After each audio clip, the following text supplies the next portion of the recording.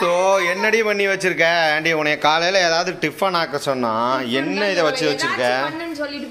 ஏதாச்சும் உன்னை டிஃபன் தான் நாங்கள் மீன் எடுத்துகிட்டு வரேன், ஏதாச்சும் செஞ்சு வைனா. இங்கே வருங்க, இந்த புளிக்குழம்பு வச்சுக்கிட்டு இது சாப்பாடு வச்சுருக்கா. உங்கள் மீன் எடுத்துகிட்டு வந்துங்க பாருங்க இப்படி.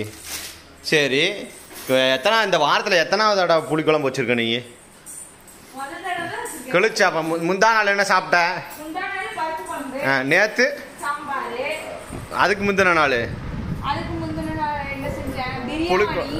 குளிச்ச பிரியாணி, புளிக்குழம்பு. இந்த வாரத்தில் இது 2வது தடவை. 2 தடவை புளிக்குழம்பு வச்சிருக்க, 2 தடவை சாம்பார் ஆக்கியிருக்க, 1 தடவை பிரியாணி போட்டிருக்க. எல்லாத்துக்குமே வயிற்று பிரச்சனை. அப்படிங்கும்போது வயிற்று பிரச்சனை இப்ப ரசமா வைப்பாங்க? யார் சொன்னா? சொல்லுவாங்க வயிற்று பிரச்சனைக்கு ரசம் சாப்பிட்டா நல்லதாம. எவன் சொன்னான்? இதே வேலைதாங்க உங்களுக்கு. ஒண்ணு சாம்பார் இல்லைன்னா புளிக்குழம்பு, இதே வேலைதான். உங்க வீட்டுல என்ன அப்படிங்கிறது. சரி, புது குக்கரை வச்சிருக்கியாட்டு இருக்கு. சாப்பாடு எப்படி இருக்கு?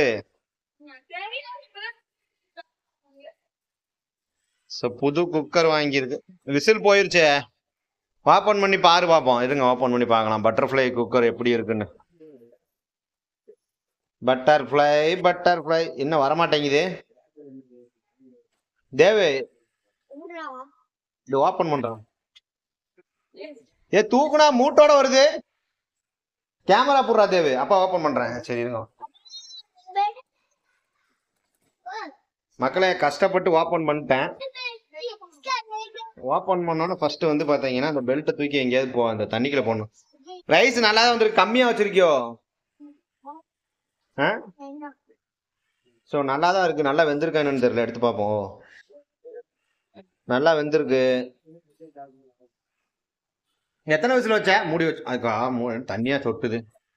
மறுபடியும் மூடி வச்சப்பா. Okay, ton.